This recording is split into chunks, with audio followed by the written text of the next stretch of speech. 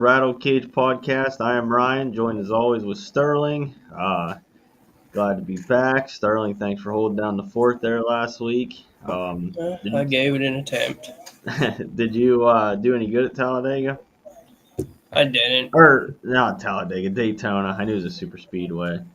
Same difference. Here we are, 30 seconds in, and I'm already fucking up. You'll have that. But yeah, did you do any good at Daytona? No, that's one of my better races, but I just wasn't lucky this time around. Yeah, I wasn't either. I picked the wrong guys in the back, and I can't even remember who I was high on, but yeah, they did not come through. I had a lot of Cody Ware, I know that. I I don't know, but I thought he was gonna be optimal there for a while. But Yeah. anyhow, we're turning the page. Darlington, what happened in the news? That whole 2311 in NASCAR thing that got pretty ugly. Yeah, that's honestly I wish more teams would have been on their side of things and not signed. Might Yeah, be a little bit different right now. yeah, you're exactly right. It definitely looks ugly. But yeah, so we got Darlington this week. Honestly, one of my favorite tracks. Personally, I mean, I think every you know race fan loves Darlington. I don't think I'm in the minority there, but just nice high tire wear track. So it should be a good race. We should see a race kind of like Richmond, how the tire. Because judging by practice, it looks like there was a fairly decent amount of fall off. Yeah, Darlington, we always see a good chunk of fall off, but I just hope it's not quite like the truck series where it seemed like half the field blew a tire at some point. Yeah.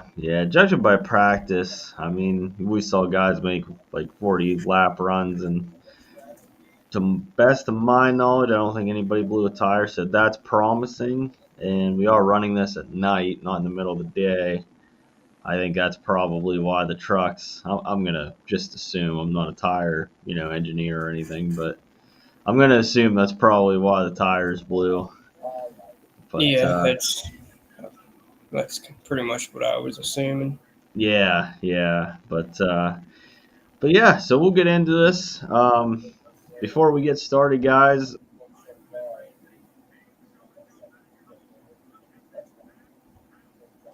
Oh boy. I will. Oop, I think I I think lost. you're back.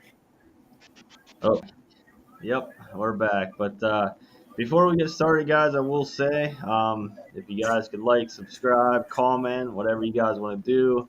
Definitely, the more subscribers we see, the more enthusiastic we are to do this, and we'll try to possibly we've been kicking it around for a while, possibly getting maybe more shows a week, and maybe getting guests and stuff on. So definitely, the more subscribers we have, the more likely guests will want to come on too. So definitely like, subscribe, whatever, all that happy stuff. So as always, Sterling does a great job with these charts. We will go ahead and go over these charts. These are the Darlington Next Gen finishes. So we have we have April, and then the last. Well, what do we want to say here, Sterling? 7? Yeah, there's 7. Last 7 Darlington races. So, and we have it sorted by average finish. So William Byron, even though he has that 30th place finish in September 2024, still holds the best average finish of 9.14. That's kind of what I like about Darlington, not as far as DFS, but as far as a fan. I mean, when your best average finish guy is a ninth, it's a hard track. You know what I mean, Sterling? It's like Yeah, we see a lot of these charts. It's like third, fourth, and average place finish, and Darlington's a ninth. I mean, you can see Christopher Bell's had trouble. Hamlin's had trouble. I mean, Hamlin's got a couple 20th place finishes. Reddick. I mean, everybody seems to run into trouble. So this is definitely a hard track to conquer. That's what it makes it as a race fan. Uh, Fun to watch, but of course, us being DFS degenerates, it can be very frustrating. So, but like I said, according to Sterling's charts, and Sterling does a great job with them, it goes William Byron, Christopher Bell, and those are the only ones with a top 10 average finish. And then we got Hamlin, Reddick, Logano, Elliott, Bubba, Ty Gibbs, Christopher Busher. Trying to see if anybody really here sticks out. Looks like Brad Keselowski has good runs here, other than his 30th place finishes, which I'm sure something happened with those. He's not just going to run around 30th. So that's something to take into consideration. Looks like Ross runs good here the last couple times. I'm just looking for guys who've had good runs, but maybe he's had bad luck. There's Blaney all the way back here. That's crazy. Blaney's average finish here is 18th. Kyle Larson, he's the guy that drives on the line all the time. So Yeah, he looks like a true boomer bust play. yes, sir. Michael McDowell looks like he's kind of boomer bust ish. Um, Austin Dillon. I was kind of curious how Austin Dillon ran here. Not good, not terrible, but not good. So yeah, so that's these charts. They are available in the Discord, guys. I will post a link to the Discord in the comments if anybody wants to join the Discord. It is free, and all we do is talk NASCAR and DFS, a little bit of dirt track. Which what's the name of the track they're at tonight? I don't want to. Skagit.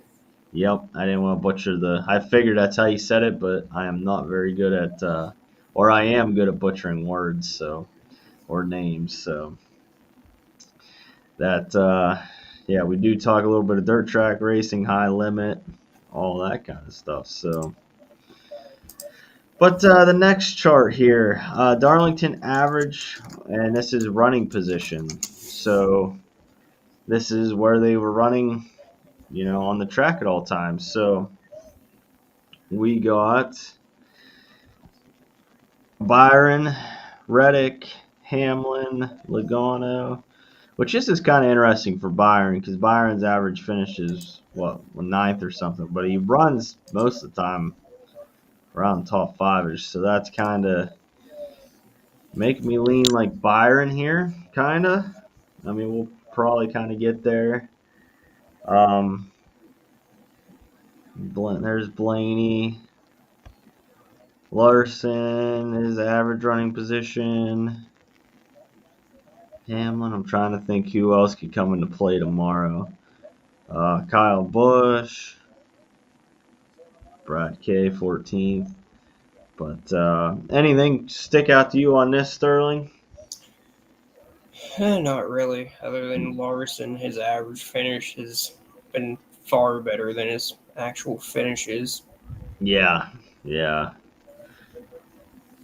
Yeah, you are right.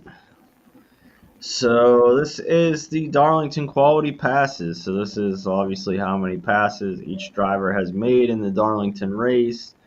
Looks like Reddick and Bubba, the 2311, and Denny Hamlin, their owner. 1, 2, 3 there in the passes division. So they know how to get around here. Kyle Busch, 4th. Christopher Bell, 5th. So looks like for some reason in September there was a bunch of passing going on. So, but that's always nice to see because obviously if you got a guy starting in the back like Kyle Busch, he can get passes done if need be. So this is Darlington's fastest laps.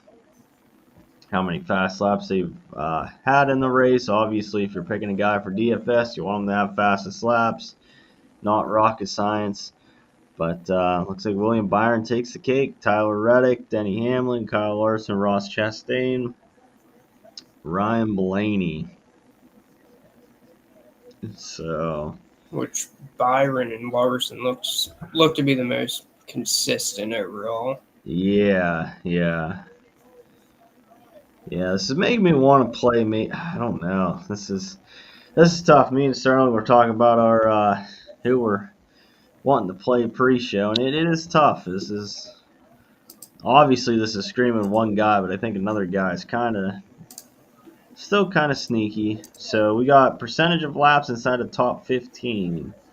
Obviously Byron, Reddick, Blaney, Hamlin, Bubba, Christopher Bell, which Kyle Larson. I mean, if we change that, he would be up there too. I mean, he pretty much runs 99%, 97, 96. I did have that 39. I remember that one's when he spun on the first lap. Uh, yeah, so there's percentage of top 15. Here is laps led. Um, this is kind of interesting to see because of how we're gonna build our lineups. Like in April, looks like really all you really had to have was William Byron. I mean, yeah, Reddick would have been nice to have, but really you could probably got away with playing Byron and some play stiff. I don't know what the optimal was off the top of my head. We'll get there, but then September looks like we had Kyle Larson. That one would have been nice to have. Another lap leader because there was so many of them. But May, because I was going in here, Sterling. I don't know how you felt, but I was going in here thinking like one or two dominators. But judging by this, seems like they tend to lead 200 laps almost. So it's nice to have the second dom, but it doesn't really seem like it's necessarily necessary. Yeah, we can kind of get more into that when we look at their optimals, but what sticks out here is there's always one really main lap leader. Yes, yes. So, and then to wrap it all up, we got the drivers' rankings. This puts all of the charts we just saw into a formula and spits out a driver rankings. So, William Byron, Tyler Reddick, Denny Hamlin, Joey Logano, Christopher Bell. Um, I do think Kyle Larson would be up there if he didn't have them two or three hiccups. Um, but Ryan Blaney, he would probably be up there too if he didn't have these two hiccups. I think Blaney was probably the car to beat in April. He just had that bad luck at the end. He had that string of bad. Well, he's still having string of bad lucks, but other than last week's race, but um, yeah, looks like Byron, Reddick, Hamlin, pole setter Hamlin. So it's nice to see. So as Sterling said, here are the optimals. April 2025 or April 2025. Like I said, we did have Byron and Reddick was optimal, so the second Dom did come into play. So let's see September here. Yeah, I did have two Dom. I mean two 20-point or three 20-point above Dominators. There's two, and there's also two. So, does anything here stick out to you, Sterling, as far as the optimal lineups? I mean, the big thing that sticks out is it looks like you pretty much want two speedsters in every lineup. A Yeah, lot of them have like a third, but if you go to the right there, you can see that that third can be like pretty much anybody. At one point, it was Ty Dillon at like right. 11 speedster points, which was him just pitting differently and having fresher tires. So, This would be a we were said last year Todd Gilliland, but this will be probably a Zane Smith special yeah. or Paul Wolf. Paul Wolf's good at that kind of shit. So Next up, we got laps led and fast laps by starting position. So I'm really curious about because obviously we got Denny Hamlin starting on the pole. So it looks like he, just judging by average, should lead 26 laps. Or is that 26%? I think that's 26. Percent. That's my fault. Yep, 26% and about 33 fast laps. So if that happens, I think you're pretty happy with it. So Sterling, does anything stick out to you as far as this goes? The only thing that sticks out to me that's kind of weird to me is this fall race. Seems like the pool sitter isn't always as strong for some reason. It's Yeah, yeah. It's always the May. Well, obviously this one was in April, but yeah, May you got 59%, 51, 36, and then 81, obviously. And then September it's 10, 10, and 17. I wonder if it's just lucked out at who was starting on the pole. scroll down there a little bit. Yep, absolutely. I just want to double check that it seems like pretty much every leader comes from inside the top five starting spots. So Yeah, that's a good point too. So for us looking at like Byron and Blaney, that's something to consider. Track position might come in more of play than we think. So is that making us lean more towards Reddick and Larson maybe? maybe actually. Yeah, that's what I'm sitting here thinking out loud. So and then fastest laps, like Sterling said, this is coming from pretty much all except for this race. 14th had 47 fast laps. I'm sure somebody started there, but other than that, they're all starting top five there too as far as fast laps. So,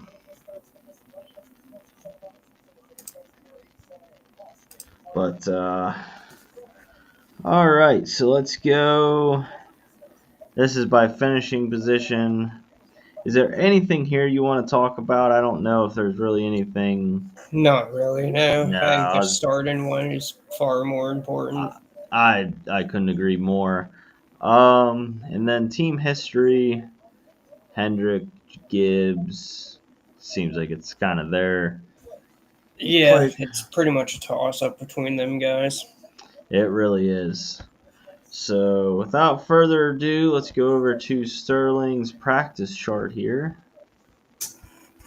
Let me switch it over, and we will go driver by driver here, Sterling. Okay, so we got the cup practice here.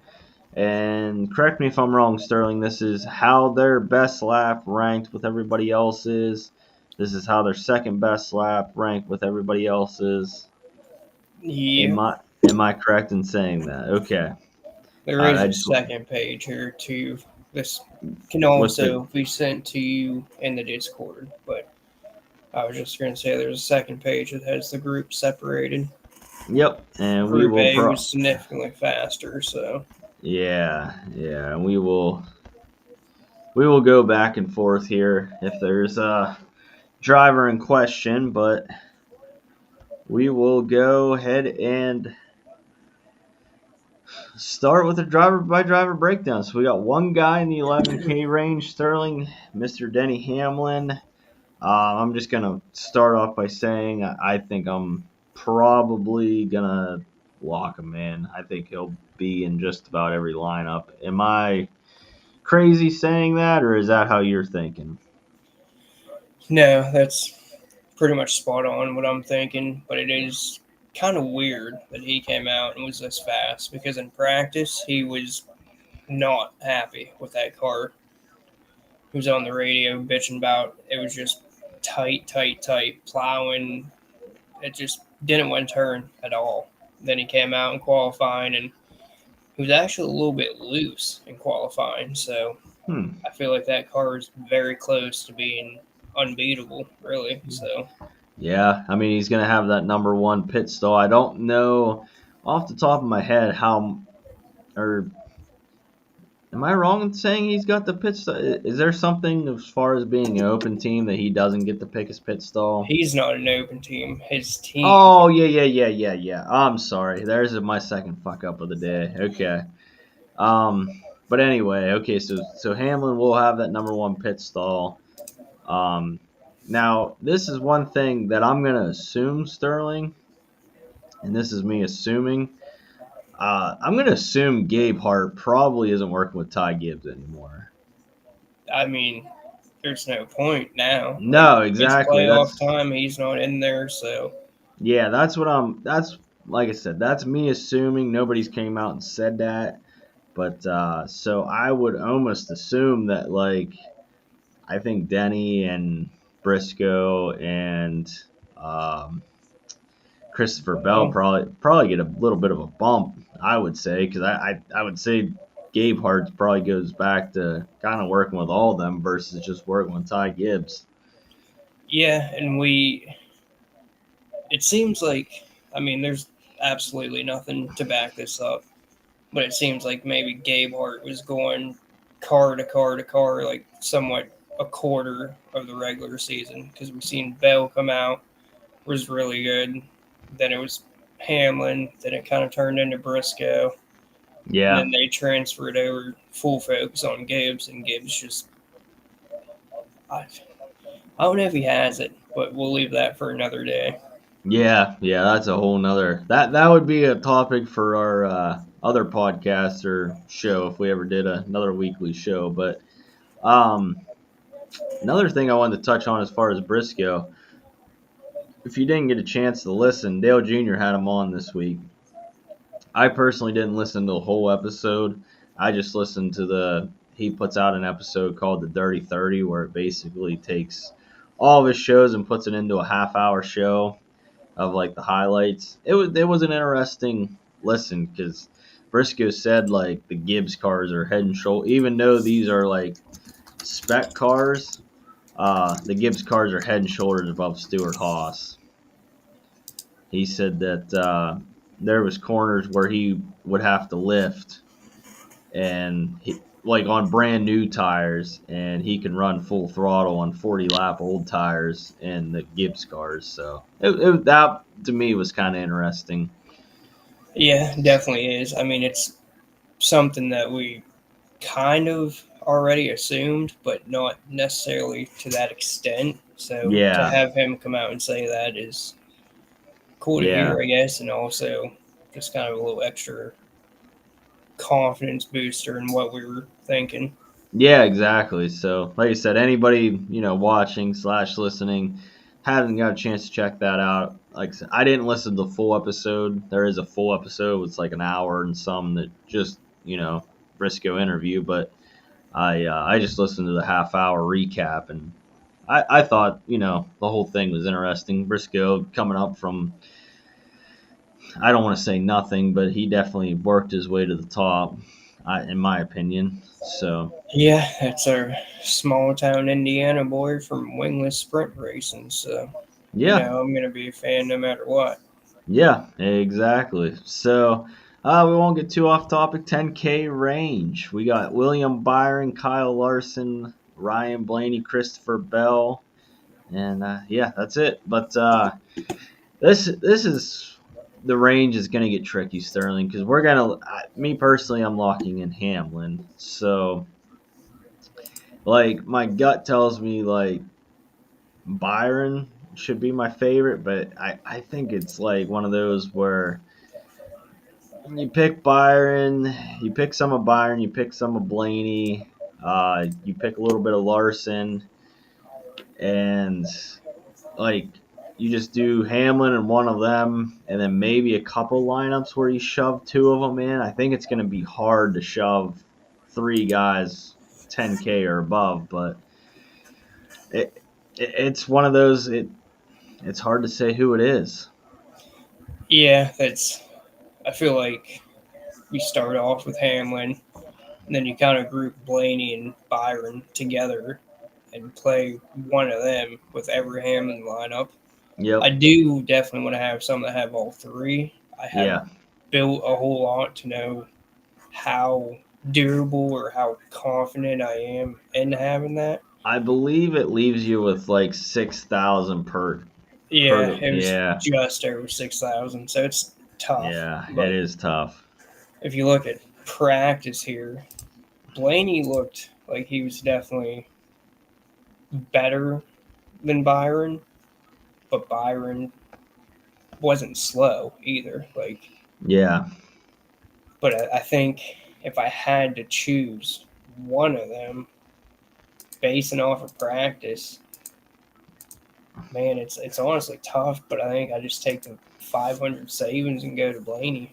Yeah. And I can't blame you. Like I said, Blaney definitely had the car to beat or in April, not last year. In the April Byron, or no, Blaney. I think Blaney had the car to beat, and I think that late caution. If I'm remembering this right, I think a late caution racked him up, and I think Byron. No, Hamlin won, but I think Blaney had a good car. Or no, I'm getting that backwards. I think Byron was the car to beat. Yeah, because he's the one that led 200 and some laps. yeah, he did start on the pool though, so Yeah, that's which is just another boost to Hamlin. We yeah, already know that anywhere it's hard to pass in this car. It's hard to pass at Darlington, so it yeah, just keeps pointing to Hamlin. yeah. Yes, it does. Yes, it does. Um, I just had to What do check. you think? We didn't really say anything about Kyle Larson. I feel like we can't talk about Darlington and not talk about Kyle Larson. Yeah, see, it's just tough with Larson because I mean, hands down, hands down, probably the purest driver, best driver out there. But it's just tough because Darlington's one of them races where you have to find that line, and there's no better driver at finding that line than Kyle Larson. But there's also no better driver of overstepping that Stepping, line yeah, than Kyle Larson. So I don't want to say he's going to be a full fade because but I think I'm more in on Blaney and Byron than I am Larson. yeah. It's I would agree. I just wanted to say something about him because we know he's the most consistent at getting fastest laps here. Yes, He yes, struggles to finish. he But then you look does. back at those lap leads percentages, and they all come from the top five. So it's I tough. know that's what's tough. I mean, after seeing that, it's like I almost want to play more Larson because of that, but I don't know. I just think he just over. eh, I don't.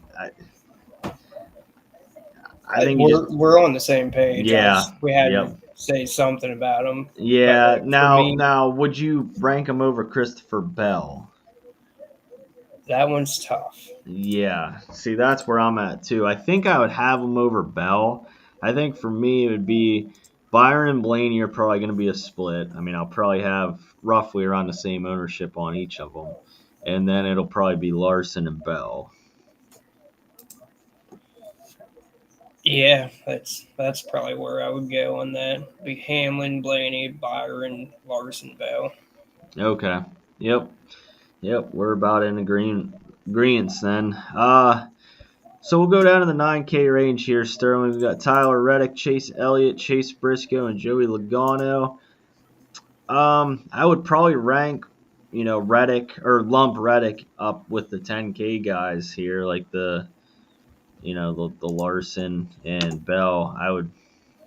I, I hate to say it, Sterling. I've been out on Reddick all year, but I think would be more in on Reddick than Larson, and I Yeah, don't, I it's don't know what a lineup would look like, but like if you could go Hamlin, let's even take the 500 savings with Blaney and then go Reddick. I don't know what that would look like. I don't know if you could shove that in, but I definitely am in on Reddick this week. At all the weeks that I'm out on Reddick, that he definitely had one of the best cars at Richmond with the high tire wear, and I just think ever since Sterling, you made this comment on Messenger. Ever since they went to an open team, it just seems like they've I don't know they've come alive. Yeah, but one thing I do want to hit on about Tyler Reddick that does kind of scare me. Like there's nothing that says don't play him. Like practice looked good, track history looks good, but I was a little nervous in practice that when he got out, he was limping around because his legs fell asleep again. And we've seen this issue with him before. It Mm. doesn't always play a factor, but there has been times where it seems like it has caused him to just not have total control in a sense. Yeah, that's not good. I didn't. I honestly didn't know anything about that. That's pretty crazy. But yeah. So I mean that definitely plays a little bit of a factor. I mean, it has to be in the back of your head. I mean, hopefully they get enough fluids in them. Sounds like it's is it like cramping? He just falls It's asleep. I I really don't know. It's earlier in the year whenever this was going on, they said it was a new seat design that was causing it. So Oh, huh. That's definitely something to keep in the back of your head. But yeah, as far as the car and the driver minus the leg thing, which it's going to be hard to predict if that comes into play, unfortunately. yeah, But I actually, like I said, I like Reddick this week. I don't know how you feel about him, Sterling, but yeah, it's he definitely showed speed. This is a track that you think of when you think Tyler Reddick. So yeah, I think the price is right in the middle of. I don't know. It just makes it a really hard decision. Is what I'm trying to get at. But it definitely does. Like I said, because I don't think you can make very pretty lineups with Hamlin, Blaney, and Reddick. I think you're going to have to go Hamlin, Reddick, and then go from there. So you're leaving out Blaney and Byron. So that does make it tough. Like I do want to have some lineups with Reddick in, but it is going to be tough to dip down to this range. So next up, Sterling got Chase Elliott starting 21st. Definitely knows how to get around Darlington. Um, Starting 21st, Sterling. Do you think for 9,500? I don't think I don't know. I just don't think he's going to score enough points. no, he didn't show really anything in practice. Like his longer laps there, he started to look a little better, but I still think he's like top 10 at Exactly. best. Yeah. Not He, just at I, that I, price, I can't do it. yep. I couldn't agree more. I think he cracks the top 10. Definitely does. I don't think he cracks the top 5, and I don't think he pays off for that price. Chase Briscoe. This is definitely a disappointment for DFS. I think is in my opinion. I think it's kind of disappointment he qualified second. I don't think I can get behind Chase Briscoe starting second. Sterling, are you going to talk me into him? No, that's if you look at his practice, just Group B, he was decent his first two like overall best laps, but from that point on, he was like the worst car in that group. So I think he just fades, and I think if he holds on to a top 10, it's probably a good day for him. And obviously, second to 10th is not a good DFS day. So, Right. That's honestly how I feel. So I just wanted to validate my point and get your opinion there. Joey Logano starting 14th, 9,000. I think it's like the Chase Elliott. I don't think I can get there. I think he cracks the top 10. If he does crack the top 5, it's because of Paul Wolf and his evil genius going on there. I I say it every week. Most of the time, I play Joey Logano just because of Paul Wolf. But how do you feel about Joey Logano? I can't do it. He didn't I really can't show either. anything in practice, and he hasn't shown anything track history wise since 2022. So Yep. just going to be out on basically the whole 9K range except for Reddick. Yep. Yep. I honestly agree with you. Reddick's, I think, the only guy I'm going to play in that 9K range. So 8K range, Sterling, we got Ross Chastain, Bubba Wallace, Chris Buescher, Josh Berry, and Kyle Busch. Ross Chastain definitely, as we saw from your charts, definitely knows how to get around Darlington. Definitely one of his best tracks. Didn't show much in practice. Starting sixth. I think he starts too far up for me. I gotta disagree with that. Okay. I don't If hate you it. look at Group B alone, Okay. he I'm going to flip over there. actually looked like one of their faster cars out there for the first handful of laps. Like we'll say his best 7 laps, he was arguably the best car out there. So he definitely did show speed in practice. Track history is mediocre, but he's definitely a guy I'm going to have probably a decent amount of, mainly because of his price there. I will say he does have the best looking paint scheme of the weekend. I don't even know which one he's running this week. Oh, he's running an old. I wouldn't say old. It's like a Bush. It's a cool looking Bush car. You should Google it if uh, I'll do if you that have. right now. It's a good looking car. It's like not vintage, but I don't even know what I want to say. It's got an old school kind of look to it. So anybody listening, definitely go Google that if you didn't see it. It is a good looking car.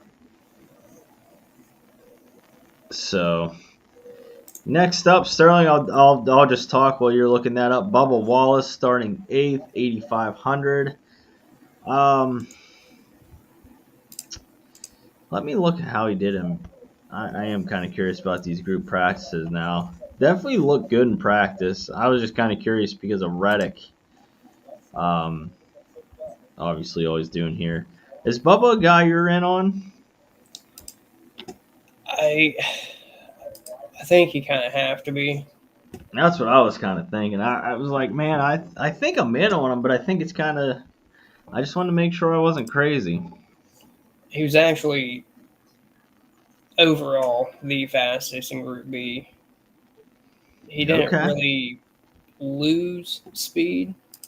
There was a couple, like mid run or so, he didn't look the greatest, but track history shows that he should stay in the top 10, like all race. And Yeah. they seem to be a team that we always see get a little different on pit cycle. So we might get some random laps led, which will lead to some random fastest laps too. So at 8,500, I do like Bubba Wallace. I don't think I Yeah. would play him and Chastain together. I think that's kind No. of like the Byron Blaney play, where it's better to just pick one or the other. But that's Yeah. I I which one do you think you prefer the most? I think Bubba. I see. I'm torn here, but I think I'd lean Chastain. I honestly I think you're kind of splitting hairs. I don't hate it. I just I think it's I just 50-50, honestly. I do too. I just think Bubba, you got not the two positions make a whole lot of difference, but you got two positions, and then you got I don't know, just the way they ran at Richmond. Reddick and Bubba were both really fast there. Not saying Richmond's going to totally translate into Darlington, but it definitely boosts my morale anyway. So did you find that paint scheme? I did, yeah. It is older, like Yeah, it is a cool looking paint scheme. If uh if he wins, I'll have to get a Lionel diecast, even though Lionel diecast kind of suck. But I don't know. That's another topic for another day. Uh, do you ever buy any diecast, Sterling? I don't. I should, but I don't. Yeah, I'm guilty of it every once in a while. I did pre-order the Austin Dillon. Uh, I really liked that car that he had at Richmond, the Winchester paint scheme. I thought that was a really sharp looking car. So, but unfortunately, it takes 17 years to get your order, and half the time there's missing parts and shit broken. I don't know. Lionel's just terrible. But anyhow, Chris Buescher starting 15th at 8,300. Let's look here. Chris Buescher. I'm actually He's gonna get. one. It's Yeah, really confusing for me with Chris Buescher. Like he didn't show anything through like his 10 best laps, and then he kind of showed a little bit of speed, top 10ish from that point on. Track history looks like you could yeah. argue him, Well, but he, remember that one year that Reddick took him out. yeah, He yeah. was gonna win. I think that Uh, was last year actually. yeah, because Keselowski had the lead, and then Buescher I think ran him down, and then Reddick ran both of them down, and Reddick just completely he sent it and put Buescher into the wall. So Buescher knows how to get around here. Yeah, and this always kind of takes me back to his Homestead win, which was what seems like forever ago. But Yeah. I don't know, I Sterling. just I think we were kind of amateurs there looking at Chris Buescher's practice time. Does Chris Buescher's practice time ever matter? no, not really. That's just a joke. I mean, it's this guy. It's funny Oh, you said that though, because before I said anything, that's exactly what I thought of. But yeah. I was like, oh, let's see how Chris Buescher practiced. And as I'm looking at him, I'm like, why am I looking at Chris Buescher's practice? RFK never really like. If they do, it's like eye opening because they never seem like they come out and want to like practice. It just seems like they just kind of ride around, and I don't know. That's a story for another time. But anyway, yeah, Chris Buescher for 8,300, I don't mind it. I don't know if I'm gonna like if he's gonna be in a core or anything like that. no, it's like I'm not against it. I'm not for it. But I will say, if you want to play Joey Logano, just play Chris Buescher instead. Yeah, yeah, and it's definitely a lot cheaper than like Chase Elliott too. Yeah. That's so. Next up, we got Josh Berry starting third. Is this like a solo dart play? I don't even know if I could do it in a solo. Like I shouldn't say that. I don't mind the play. I just don't think I'm gonna do it. No, that's pretty much where I'm at. Like his track history is terrible. Yeah, Practice, he didn't show anything. There was some flashes, but I will say that I feel like this is a race that he kind of sticks there. yeah, Doesn't really yeah. do anything, but it's there. And if things fall his way, could end up that you need him. But I wish he was like $1,000 cheaper. oh, if he was 1,000 cheaper, I'd probably be all over him. That's what I mean. If he was like even $500 cheaper, so just 8,100. Like that's tough. You're gonna need 40 points out of him. The thing with him is he's one of these guys that we could see run longer or run shorter Yeah, and then steal some of those fastest laps and potentially maybe even a few laps led. But I just, that is a good point. I mean, these guys know that they are one of the quote unquote underdogs. You know what I mean? So like, they're gonna have to be different. I don't think they're gonna race their way into the top 12 just by flat out racing. I mean, I think they know that. So that's a good point, Sterling. I actually, you know, and they I are. would pretty much guarantee you he's going to be single digit owned. So Yes, yes. So That he might have talked me into it. I don't know. My single bullet might have Josh Berry now because he is like you said, he's going to be single digit owned, and if they do, they're going to roll the dice somewhere because they, like I said, they are the underdogs. So, but next up we got Kyle Busch, starting 23rd. What was that? Almost 2 years ago, or was that last year? He almost won this, and Chase Briscoe stole it from him. I wouldn't say the word stole, but uh, Kyle Busch definitely almost won this race. He was in Group A. That is one thing I noticed right off the bat. So his practice is a little skewed. So let's look at his actual group.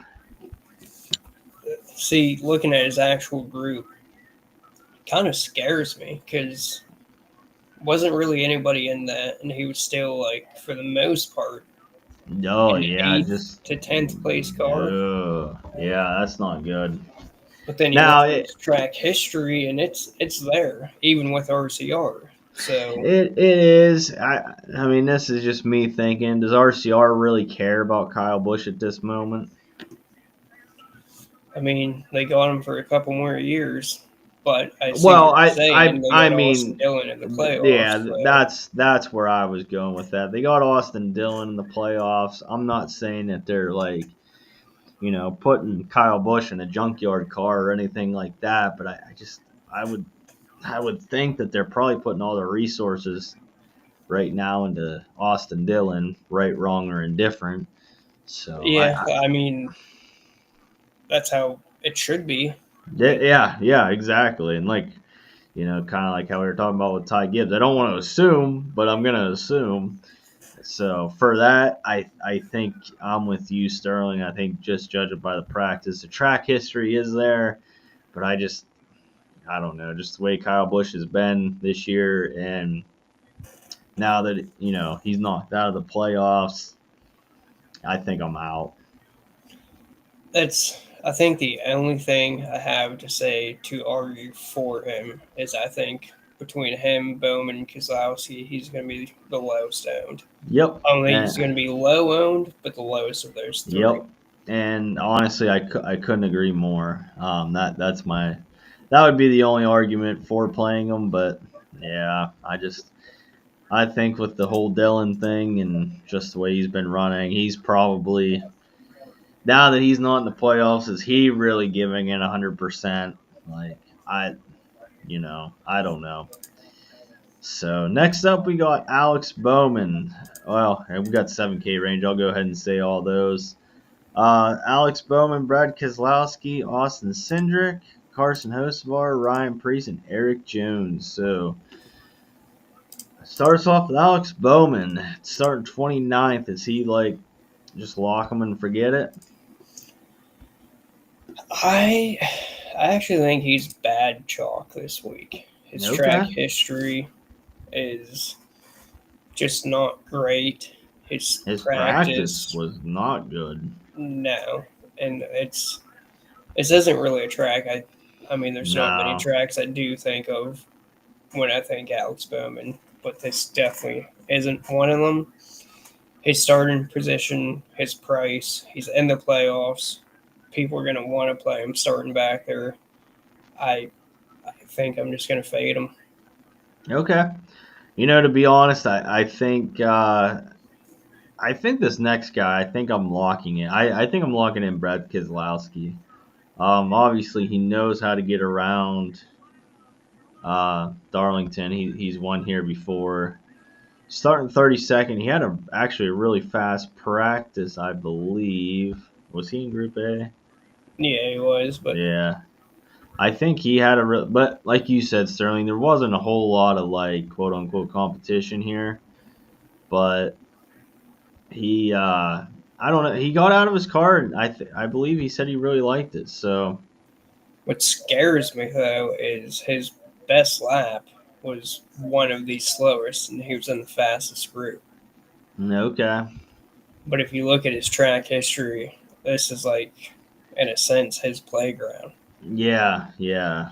So I think I'm just gonna trust him. I mean, you know, I don't know. It's Brad Keselowski. This is his playground. Did he just kind of just ride around like we always talk about with RFK? So I don't know. How do you feel about Brad Keselowski? I think he's probably going to be one of, if not the highest owned. I agree. So to play him, I don't think it's really going to hurt you, but I'm not quite sold on needing him to hit the optimal. So for Yeah. me, I'm definitely not going to fade him. But right now, I think I am leaning towards not having him in my main lineup. Okay. Yeah, I'm kind of hoping Bowman starting 29th kind of takes some ownership off him because I don't know if you're going to be able to shove both of them in a lineup. So that's what I'm going to hope for. But I agree with you, though, Sterling. I think he's going to be probably the highest. Him and Hamlin are probably going to be the highest owned guys. So wouldn't surprise me. Next up, we got Austin Cindric. Once again, he's an Austin Cindric play where he starts around this position, and it's one of them plays that it's like high risk, high reward kind of. I don't even want to say high reward, but it's a very risky play. But I don't think I'm in on him this week. He is possibly my favorite way to get different. Oh yeah, absolutely. We talked about this at Richmond. I had him in a bunch of Richmond lineups, and I believe it paid out for me. I can't remember off the top of my head. I know mid race I was all excited because I had a lot of them. But I mean, he's just a guy that just rides around and kind of moves up a little bit. But I just don't know about the high tire wear. I don't know how he does the high tire wear tracks. Yeah, it's his practice actually looked really good. Like if you look at just Group B, he was one of the better cars against the best cars on the track. So that is the reason I lean towards him. Yeah, But like his average finishes are like right around where he's starting. Doesn't really get fastest laps. Doesn't lead.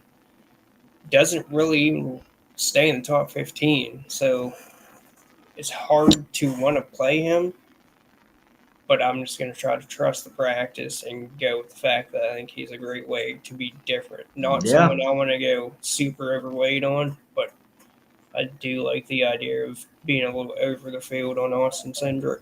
Well, like I said, it was 2 weeks ago, so I can't remember 100%. But I remember mid race, I think I either texted you or texted somebody else. Was like, man, I went over the field on Cindric, and man, I'm loving it. So, like I said, I don't hate it because it just seems like this is where he qualifies every single week, and he is like the same play every single week.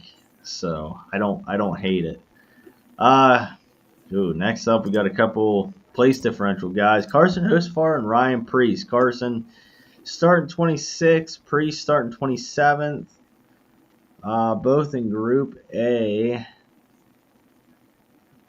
Uh, Looks like Carson had a decent practice. Looks like Priest didn't have a good practice. Like I said, what are we doing? Looking at Priest's practice. Um, any interest in either one of these guys, Sterling? Not really. I mean, it's really a toss up because practice says to play Hosevar, track history says to play Ryan Priest. Yeah, Chances are you probably are going to be right in this range and have to pick one of these guys. I think I'm gonna play the safe one and probably go Priest. That's where I'm leaning. I mean, Yeah, neither one is really racing for anything at this point. no, So no. I mean, I think of high tire wear and tire savings, and I think of like modified racing kind of. I mean, Ryan Priest should be fairly good at that. yeah, and then on the opposite end of that, you got Hosevar that's one of their most aggressive in the field. Yeah, So so that's what I kind mean. of Like if I had to pick one, I'm definitely picking Priest. 10 times out of 10 times, but You never know. Hocevar could show up again. Yeah, starting back there, I think he's definitely going to be the most chalky in that range. Yeah, and then next up we got Eric Jones. I'm kind of disappointed. I don't know. I mean, are we disappointed he qualified this high? I mean, he's kind of like one of them sneaky plays. I feel like anyway. I could be lying when I say sneaky, but like I feel like he's that I think sneaky Darlington play. I think qualifying this high makes him the sneaky play. Yeah, It's his yeah. practice didn't show a whole lot, but if you look at Group B alone, his best lap Oh was yeah, third overall. So yeah. And it he wasn't terrible. no, it wasn't terrible, wasn't great. Track history, it's up and down. Like basically top 20. He did get that win in September of 2022, so he can get it done here. Yeah. He doesn't matter what he's in, he always runs well here. Doesn't always get Yes. the Yes, he finishes, does. but he does run well. So Yes, he does. Yeah, that is one thing. No matter what the equipment is it just always seems like Eric Jones is up towards the front, so he will definitely be in my player pool. So next up we got the 6K range: Ty Gibbs, SVG, Suarez, Austin Dillon, Zane Smith, Noah Gregson, and AJ Allmendinger. Starting off with Ty Gibbs, I'm not really interested in this practice because he was in Group A. For him to be best in Group A, I mean, congrats, yeah, uh, like kind of thing. Like, if he was not the best, we would have a reason to oh, say don't absolutely, play him. But I mean, you can't. absolutely, He he's got the best car in Group A, so he should have been yes, fastest. yes, yeah. So you can't take anything away from him. It's kind of unfair for us to kind of say that about him, but 6,900. He has a nice price point. I will say that, but I just think he loses Chris Gabehart, and I don't know. I don't want to say Ty Gibbs is going to fade into the abyss for the rest of the year, but I just think he's going to not be DFS worthy. Yeah, that's I would agree with that. I mean, honestly, this entire range here, Yeah, SVG, Suarez, Dylan, Ty Gibbs, I just don't think I have any interest in any of these guys. If you want to no. make an argument for one of them, as much as I hate to say it, I think that guy would be Austin Dillon. Boy, Sterling. I knew I could bring you around. That Uh, starting position sucks. The oh price my is god. about what you would expect, but Yeah, he has been like a 10th to 15th place car finish wise, and I yeah. don't think he usually starts this far forward, so maybe we see him gain a couple more, but I just Yeah, I won't lie, Sterling. I mean, you know me, I'm the RCR fan, but like ever since RC came over that radio and said we need to build better car, like this three car has been actually like a top 10 car every week. Like Watkins Glen, they were competing for top 10. Like it just seemed like ever since he called him out, this has been a top 10 car. and we kind of see him be one of those guys at high tire wear tracks, and Yeah, I'm gonna sound like a douche when I say this, but I think that's because he just typically doesn't drive it as hard, so it's just kind of natural that the tires last yeah, longer. But yeah, yep. No, I agree. I'm not. I love RC, but I'm not the biggest Austin Dillon fan. So I couldn't agree more. But I'm gonna tell you that Austin Dillon will be in my solo shot. So I might get different lineups. So, but yeah. I mean Suarez, SVG. I have no interest. I have no interest in Ty Gibbs. Like I said, the price point kind of like, I but think the no. only argument for Gibbs is that he would be an interesting play if you think Jones comes in more owned than what we're thinking. Gibbs would be the pivot. I'm not Yeah, saying that's a good pivot, but that's the only argument I can make to play Gibbs. yeah, yeah. I can't hate it. Then we got Zane Smith. Let's see how he Let's just talk about Zane Smith and Noah Gregson. Let's go to both of their practices here in Group A. Zane Smith. Actually, they're side by side, so it looks like Noah had a little bit of a better practice. Actually, it looks like Noah had a pretty good practice compared to Zane Smith, but like we were talking there a little bit ago, Zane Smith does have Todd Gillen's old crew chief. I can't remember what the hell his name is, but he does like to roll the dice. But I don't think I can do Zane Smith. Noah Gregson starting 34th. If I'm in this range, that definitely he has a low floor. Yeah, that's I.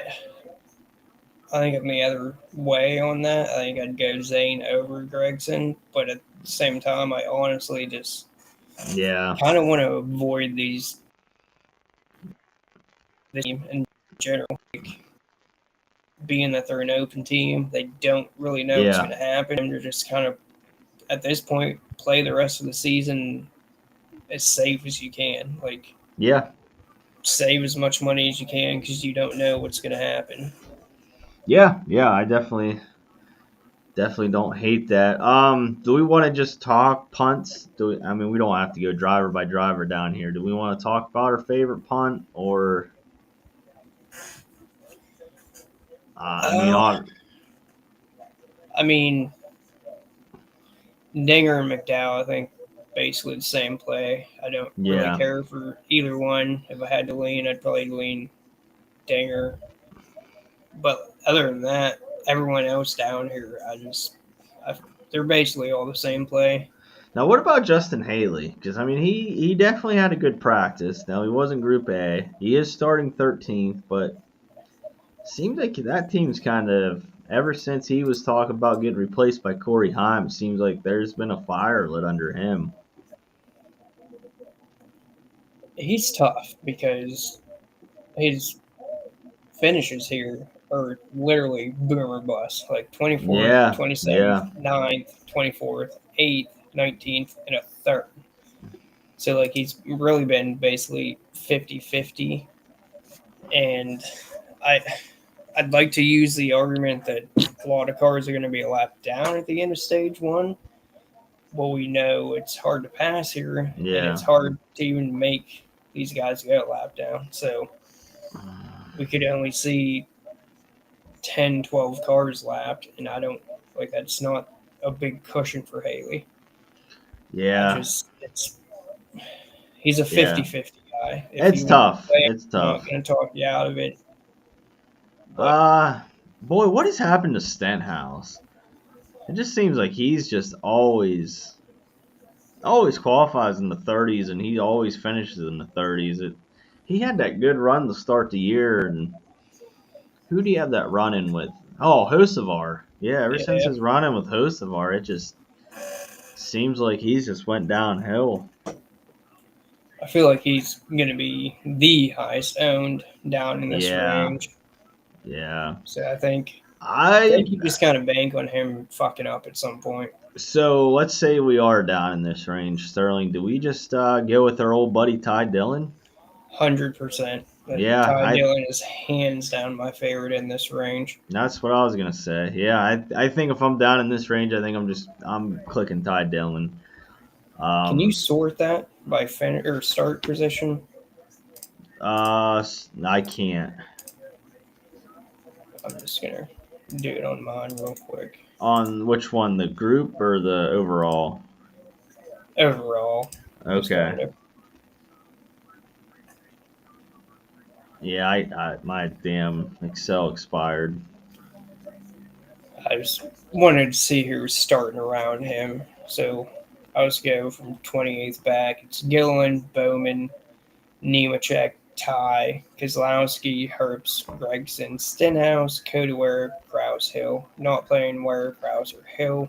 No. Stenhouse going to be super high owned. Probably just fade him for that reason. Gregson, we already said we don't have an interest in. So, well, I did. You were kind of on the other side of that, I guess.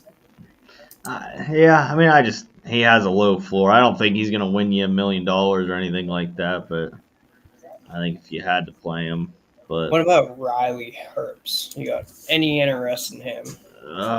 man, it just I don't know. It seems like when I don't play him, he takes off, and when I do, he. I mean, it doesn't look like he had a terrible practice. Was Actually, Group A, it so was Group A, but I mean, as far as in his group, I mean, even though like we've talked about, this group wasn't great, but like neither. I don't want to be mean. Like neither is that car no. slash driver or whatever you want to say. The team, I don't know, but I mean, he put up a decent practice. I mean, It's yeah, I think it's between him and Ty Dillon in that I range for do me. too. Yeah, I do. Clearly, very heavily lean Ty Dillon, but Yeah, but if you wanna click somebody different, yeah, I don't mind that. It definitely looks like he has a 25th place car. I want to say. yeah, and he's got some solid finishes, and it's you can almost at some point he's gonna lead a couple laps, pit late. He's probably gonna be laps down at this point, but then he's gonna get 10, 15 fast laps out of nowhere. Yeah, yeah, yeah. I don't mind that. Yeah, I kind of like that play. Yeah, you talked me into it.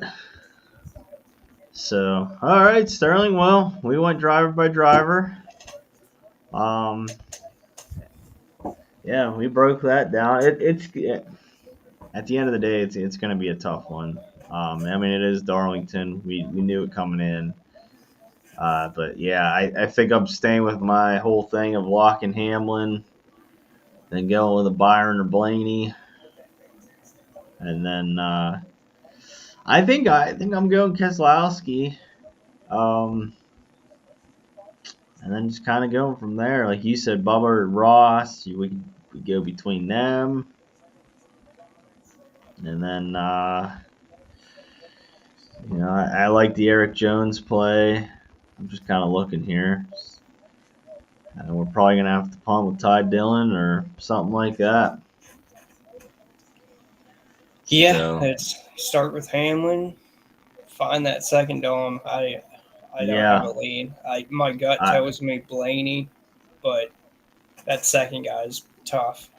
yeah. That's what my gut said, and then it's like once we started looking at your other charts, man, it's almost like do I just play Reddick and Larson, and try to go that way, but Yeah, that's basically all I can tell you for sure right now. Is I think my pick would start with Hamlin and Ty yeah, Dillon. exactly. So.